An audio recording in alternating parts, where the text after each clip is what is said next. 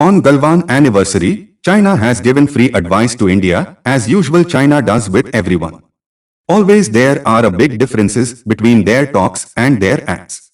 It may cause China's honey trap.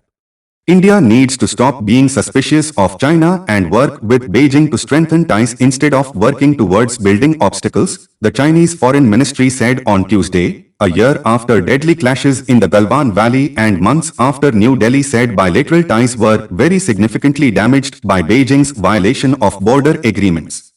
The two countries can gradually improve bilateral ties and promote pragmatic cooperation by managing the border issue and preventing differences from escalating into disputes, the Chinese ministry said in a statement in context of the deadly June 15 clash, which left soldiers on both sides dead.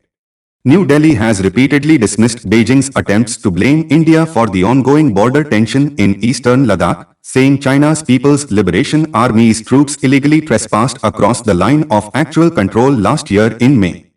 India's External Affairs Ministry has also spelled out the Indian government's position on the disengagement process, saying the LAC must be strictly respected and observed as this is the basis for peace and tranquility in the border areas.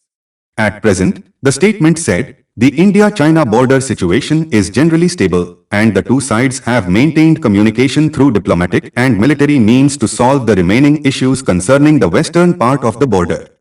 The ministry said India and China should not make the differences on the boundary dictate overall bilateral ties. The boundary dispute between China and India is an objective reality, but the boundary issue is not the whole story of China-India relations. It should be placed in the proper place of bilateral relations and managed effectively so as to prevent differences from escalating into disputes, the statement said.